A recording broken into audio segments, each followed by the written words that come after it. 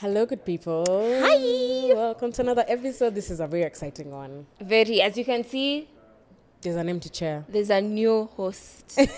We've decided we're tired of being a couple. We Yeah. wanted to add some Male species into the this family. relationship.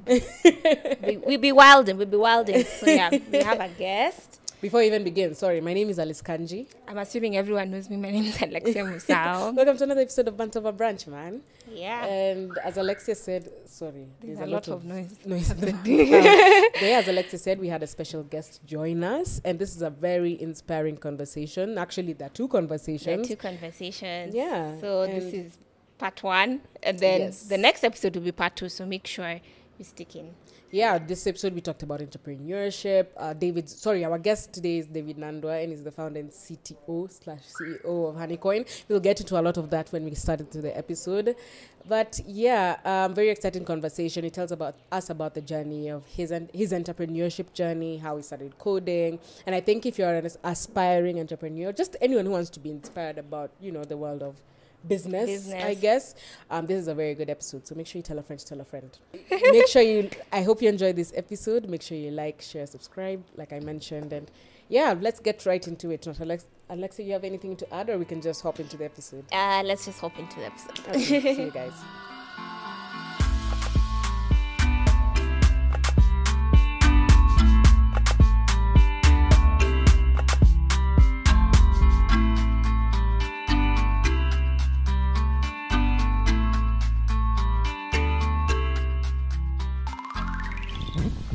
Hello, guys. Welcome to another episode. Is your mic okay? My mic is not okay because Alexia was touching things here before we started the episode.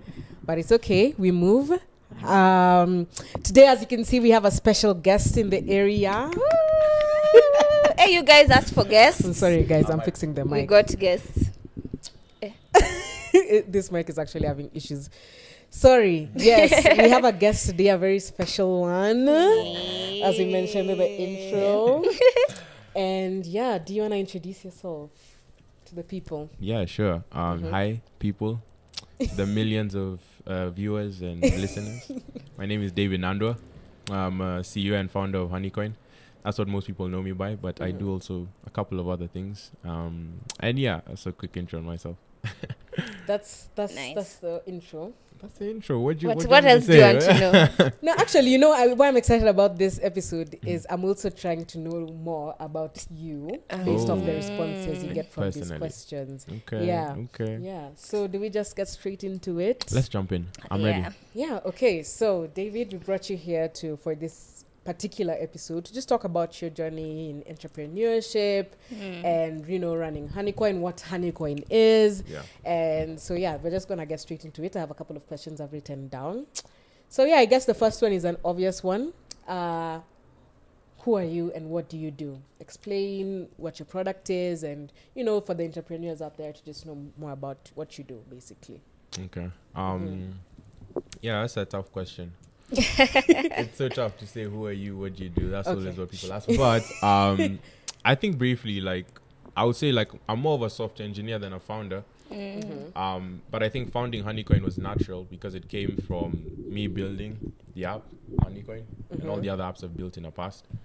And so you segue into becoming a CEO and founder only because of that result of starting something and building something. So yeah, I'm a software engineer. I've been coding for 11 years now. Wow. Worked at a number of different companies. 11 years. So you are not even over 18. No. I'm assuming when you started. I was nine, like 8 to 9. Wow. Yeah, I know. That's a very early age to know that this is what you want to do for. No, I didn't know that's what I wanted to do. He just was playing with something. Oh yeah, so funny story, yeah. So my dad, he got me a laptop really early, like 4, 5, 6 years old. Wow. Because he was saw in the the tech vision. space, yeah. Oh, okay. And He was? Sorry? In the tech in the space. tech space, okay. yeah. So for me, it was like, yeah, I started playing games on the computer. It wasn't a laptop, though. I didn't even laptops then. Like we're talking about like It ages was ago. a PC. It was a PC. And it was those ones with the thing at the But anyway, We know them. so yeah, he got me this computer. I played games on it until I got tired. Then I watched this series. Yeah, it was a movie, not a series, about this hacker. So that inspired me because I saw this guy is hacking into this. I think it was about like a bank kind of thing. And so I initially got into coding because I thought it would be cool to be a hacker because, you know, everyone is after you, you know. Okay. Yeah, You like the fact of being a villain. Yeah, no, I didn't like the crime bit. I liked the power. I think the control and power that software engineering brings is underestimated. Like, think about the phone you have, the apps you use. If there was no Uber, someone else would have created it, but it's sort of like running your life for you. True. And I like that. I was attracted to that. So anyway, I got into coding because of that. But then after a while, the hacking bit of it didn't really excite me. Then I started making games. None that I published, though. It's so sad. I have them on my laptop still. And my sister sometimes plays them. Wow, so it's exclusive. It's exclusive. It's for family. You come to me. Can we play your games? Can we play your games? No, I mean, like the exclusive links. To play yeah, you get. I'll drop the exclusive links after this. But anyway, so yeah, you know, did the games thing. Then segued into actually now starting to build apps and all, and that is sort of like the journey in me starting and getting into software engineering. And that led to like a lot of different things, yeah. So, sorry, would you say that you taught yourself how to, you know, code and do all these things? Or did you now actually say, okay, I'm interested in this, maybe let me take some classes and then kind of build that foundation? No. I never did classes. Like, I never did classes. There were not even like software engineering schools. True. Right now they are. Yeah. Like, Moringa is one of them. And I'm involved with them. And they're new. Still, you know, starting. Yeah. Like, it's not something that's common. Yeah. And so that self-taught journey did help me to some extent because it also helped me to, I guess, create my own path, you know. Like when you're in school, you go to class and you do the lessons that, you know, they have for you there. Yeah. The curriculum. The curriculum. But now with this, it was like, I mean, there was no one. So it was like, I just wanted, like, I would do what felt right at the time. And that helped me now, you know, get involved with like folks online because even I didn't know any coders in Nairobi in Kenya. And also when you're small, everyone is saying, Mina chaka kucheza ball, like, pilot, doctor. You say you want to code and all of a sudden, what's that? Yeah. David wants you're to code. uncool. Like, oh no. What's that like? And so yeah, like, but nerd. I do think that played a significant role in my journey because if there was no boundaries, then I truly thought that the world was my oyster, and it led to, you know, so many different things, apps that I built, and even the companies that I sold before starting Honeycoin. Yeah. Can you tell us a bit more about that? Like before Honeycoin, what companies or what apps apart from the games that you started? And to segue into the next question, did you always know that eventually you want to be an entrepreneur in this field? No, Or I don't even. just kind of.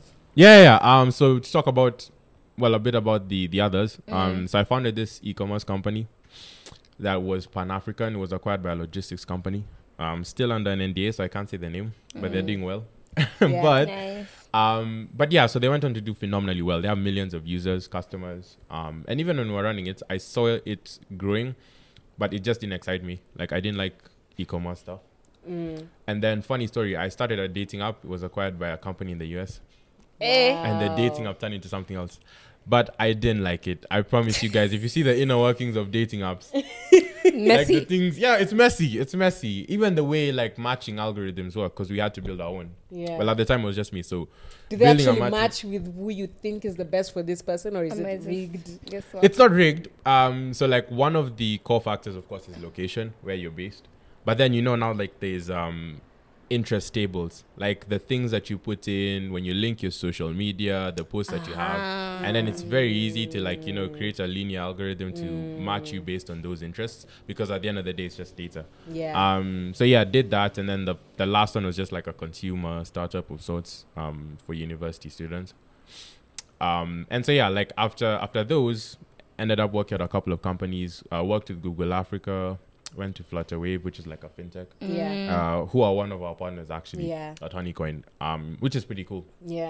And yeah, so also worked with Andela, which is like a software engineering dev house, and we would then be outsourced to like companies. It was like slave labor, but in a cute way, and you're paid like good money. So like, in what point did you say? Did you like go to uni? Did you say, you know what, school is not my thing? and then Yeah. No, I went to school. I mean, yeah, I don't want people on the podcast thinking I'm a dropout. Yeah, natural genius. Yeah, no, I went to school. I did A levels. But I finished my general pretty early, so I started A's early. So by 2016, 2017, 2015, around there, I already knew what I wanted to do in uni. Getting into the uni was also easy because it's actually funny. I didn't get in because of my grades. I'm not saying I got bad grades, but I got in on the basis of the project. So, showing them production links and you're going to do software engineering is what they're teaching you to go do. So like the dean was like, yeah, you just get in. It feels like you're basically already doing what you want to do. And so that went well. And I did it in Coventry. The uni I was in was in Coventry, Arden University. But it's weird because it was unorthodox in that it was less in person and more online. Yeah, but still, before you had the virus. Yeah, but I think it was nice. But all of this stuff, even when I was in school, I was still doing the coding. I was still building apps. So by the time I was starting Honeycoin, this is like post 2 companies, post like hundreds of apps that didn't make it to production. And all of these failed apps and games were actually super crucial in me becoming the person that I am. So, yeah. So, yeah, that's the answer to that. Yeah. People are interested in knowing about you. But I think we've gone so influencer. far. By the way, excuse you, you've become famous. Watch a red card pande. We wouldn't be having you easy like this. We took that's advantage. We knew, hey, this is the time. Yeah. Hey, if we slacky, hey. Forbes here, Ted here. Yeah. It's coming, and I hope Amen you to get that. to that point. Yeah, But I think we've started talking so much into this, and we're assuming that people actually know what Honeycoin is. Yeah. I think that's what we should have started with. Can you tell us more about what you're now into and what Honeycoin is, and how people can benefit from your platforms? Let's start from there. And let me add on to that. I remember you asked before Honeycoin and deciding, okay, I don't know if you still build apps for other people, or No, but I want to do now something for my own. Like, what led to that? Yeah. That's a really good question, and also a really good question. I think on the Honeycoin side of things, well, actually, I think it makes sense to answer that one and then answer the Honeycoin one. So the reason I decided to venture and do my own thing is, it's actually a funny story. So I built this app when I was like 13, 14. The guys paid me about $400, which for a 13, 14-year-old, that was big man, big that's boys. A big man. That's $40,000. Yeah. So anyway, I was jazzed. I told my dad about it. I'm like, Dad, please, pocket money, watch it. I'm my own boss right now. Anyway, Vaji, your dad must have been like, thank you, God. I must have done something right. At 13, you're already telling me you can jisimamia. But it gets worse, though. These guys in the first 3 months made like $250,000. And they went on to make so much more money. Wow. And me and my 400, I felt like, oh my gosh. I played myself. Yeah, I played myself because I gave, so I handed over the rights. There was a contractual agreement. I was literally just a dev. When I had built the Android app, the iOS app, most of the web app as well. And so I thought like to myself, I mean, these guys are making money because of something I built. So why not just build something for myself? And it wasn't even for the money. It was more like, I don't own the very thing that I did. It's like cooking food and then someone says, oh yeah, I think it was Nani who cooked it and it was you. Like you don't care about the food or eating it, you care more about it. And so that's why I chose to start building my own apps. And also because I saw that there's fewer stories told of African founders and African people doing amazing things. And for me, like, that's close to my heart. Like, it's better we tell stories about ourselves than we wait for those stories to be told in a way that we don't like the narrative. And so now, like, that led to Honeycoin, founding Honeycoin. And yeah, I guess Honeycoin, a fun way that I like to describe it is like Coinbase, which is a crypto wallet, and Patreon, which is a creator platform. Like, they had a baby, and that baby was born in Africa.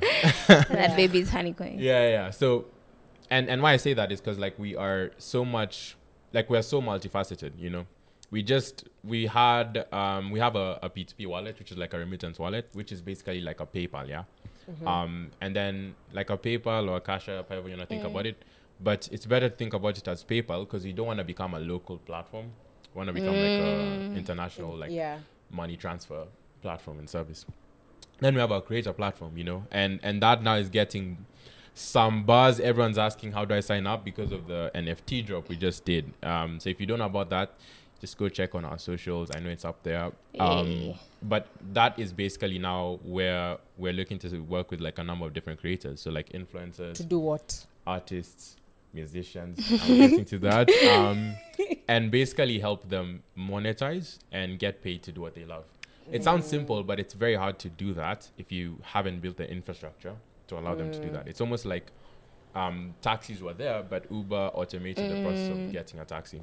And so we want to we want to simplify and build an infrastructure that helps folks who are creators do what they love. And then finally, that's close to my heart because I am a crypto degen. I'm like, I mean, if I'm not doing like one of my hobbies is actually just like, I don't know. Yeah. Cryptocurrency, blockchain stuff. And we'll get into that actually, guys. Yeah, we it's will. Exciting. Yeah. Awesome. Yeah. So anyway, like the crypto wallet is basically like a wallet. And it basically allows folks to buy, send, spend, receive, and withdraw cryptocurrency tokens. So like think your Bitcoins, Ethereum, and the mainstream ones, as well as like the not known ones that folks would still be able to have and be provided with utility through. And the overall goal for Honeycoin is to just build better financial tools and infrastructure for Gen Z and millennials, because I'm in that demographic, and there's no one who's optimizing for us, because they think, oh, these guys, they don't have as much money, let's go for the older people. But if you think about the scale, 1 billion people transacting $10 a day is $10 billion a day. So you just go for scale, you go for the masses, you build like stuff that they like, and it works out. And so makes me emotional just talking about it. Oh, we have some tissues. It's very inspiring, you know. Like, no, but speaking of scaling, especially the Honeycoin platform, I wanted to get into a bit of funding, because I know we have entrepreneurs out there who have these amazing ideas who may have like I said, have the ideas, but just don't have enough funding to implement and grow and exactly move forward with the ideas. So tell us more about your funding journey, how you were able to convince, I'm assuming you have investors for your company. How did you how was that journey, and what advice would you give to someone who is looking for funding for an idea that they think is scalable, an idea that they think is good for can solve a problem that can impact a huge number of people? No, I think that's such a good question, because I think funding plays such a key role in the big ideas. All the big companies that everyone knows did get investors, did get people to buy shares in the company early, and that's how they succeeded. Like to go for 1 million people, you need more than $1 million. That's just how it works, because your customer acquisition cost is always going to be higher. True. And a lot of folks don't get that, so it sounds crazy. Like, why are you telling me, like, I need so much money to go for X amount of people. And I think when it comes to funding, the one thing I would first of all advise anyone, and this is like the advice I gave myself, is that start with what you have. Like, I bootstrapped Honeycoin for 6 months, 8 months, until I decided to sell shares. You what? I bootstrapped it, meaning like I was putting my own money. Actually, you were working though before Honeycoin. I forgot about that. So, and also, how? Alice, like how? I had a piggy me, bank. my small person, like how am I? I'm gonna fund it. Branch of ours. I could be financing her. How? But I guess that journey as well, like to highlight and talk about that journey, it is and does get tough, because there was a time when I was putting so much money in to Honeycoin and we were losing money, not making. And it was just me. So like, you have dinner with the folks, you go out with friends, and they're like, yo, how's the thing you're working on going? Nice. L minus. It's okay. It's okay. We're just pushing. Yeah, we're just pushing.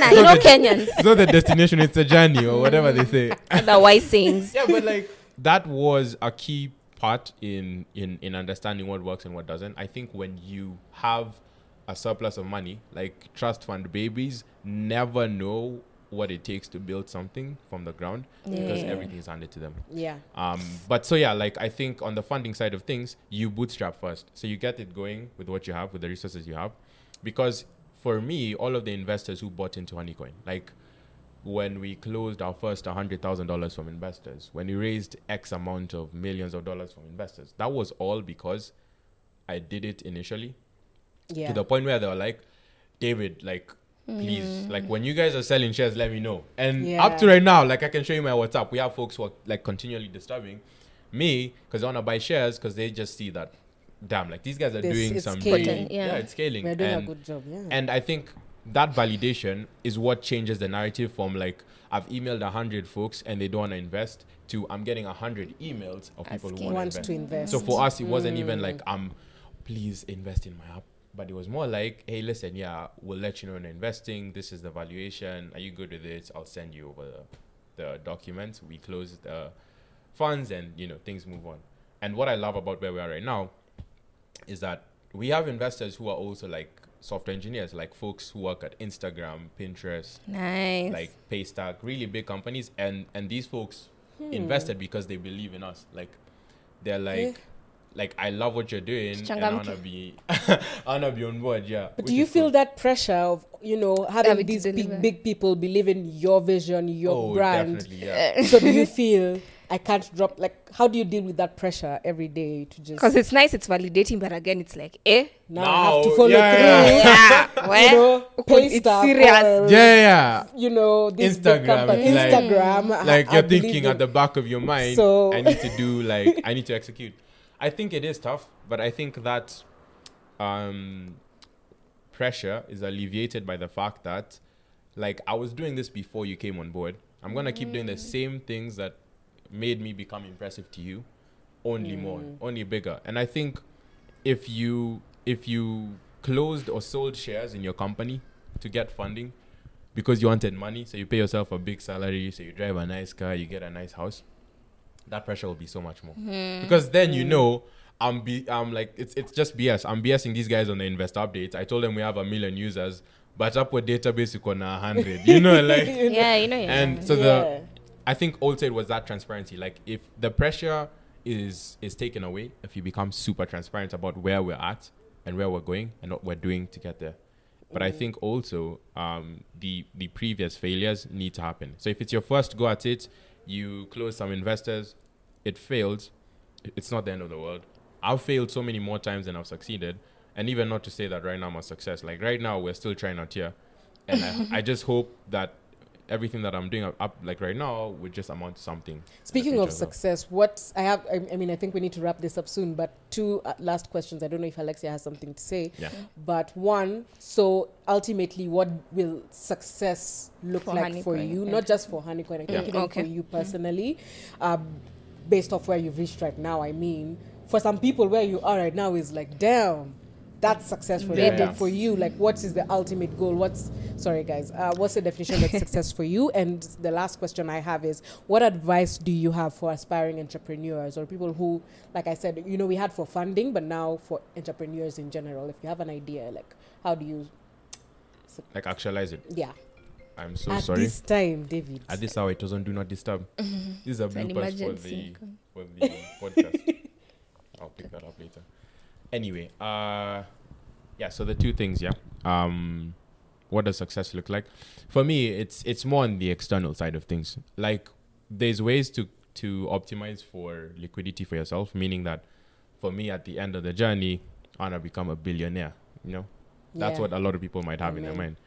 But for me, it's more about impact. It's more about scale. Like, I want to get to the point where you go anywhere in Africa and Honeycoin is known for solving one core pain point around financial infrastructure, or even like UBI. And what that means is universal basic income. Yeah. So we're already working on these initiatives with like companies that are huge, like massive, even governments as well. And so for me, like, I see success as, one, we've alleviated poverty. Two, we've simplified payments for this demographic, Gen Z and millennials. And three, like, anywhere you go in Africa, we are critical infrastructure for both payments and also like financial solutions for individuals. Wow. And whatever that looks like in the future, I'm just on board. And on the creator side, like the goal is to help 100,000 people initially in the next 5 years make money doing what they love, so that you can quit the jobs that they hate and just do that full time. That's deep. What's up? That's deep. That's You'll deep. have to see. But yeah, so on the creator side, that's basically it. And so yeah, that would what success would look like for me. And then your second question, getting started. I think most people complicate stuff. Like I have conversations with friends who are like, hey, I like what you're doing. Like, can we sit down? And they're like, I have this business plan. I've already started, building a wait list. I've already started doing this. And I think that's like what happens is we virtue signal a lot, meaning we do a lot of the things that don't matter instead of doing a lot of the things that do. It's like you do the business plan, but you're not actually, if it's an app, you haven't done wireframes. If it's a brick and mortar business, not that I know anything about them, but you haven't even gone on the ground, looked at the unit economics. Yeah. And so we do the theory stuff without the practical stuff. I would say focus more on the practical stuff. And don't be needy. And I say this with a pinch of salt, but if you approach people in that I'm an entrepreneur, I'm a creative, support me, I'll feel like I'm giving to charity. So I'll just give you out of sympathy. Yeah. But if you approach from a position of power, and it's not that you have it yet, it's that like I've built this thing or I'm doing this, and I want you to be involved in this way. It's better. It's easier for me to help you if you've shown me that you're doing something and I know how I can be involved. And not that give me a handout because I'm doing, X thing. Yeah, I think that would be like the one piece of advice I'd give to someone who's starting. I can't map it out because even me in this life thing, like we're all just figuring it out. True. I don't think it's no one at answer. Yeah, I don't think there's like one size fits all for anyone really. Yeah. Okay. Alexia, do you have anything else or do we move to the next episode? I think we can move to the next one. I want to get into the money talk. Money talk. Okay. Right. Let's say bye first. Oh, we say bye. How do we say bye? Well, make sure you check us the next episode. We still have David on board with us. We're going to be talking now about cryptocurrency, a deep dive. Like he mentioned, he's a fan. A fan? Well, he's I feel like fan. I'm an addict. He's an addict and he has so much to say about it. He has successes and failures. So he has advice on people who might be interested in crypto. Yeah. And thank you so much for, being here with us and sharing your story. I hope you feel a little bit more inspired to, do that thing you've been meaning to do. And stay in tune for the next one. Catch us next Friday for the next episode. Hey. See you. Love it.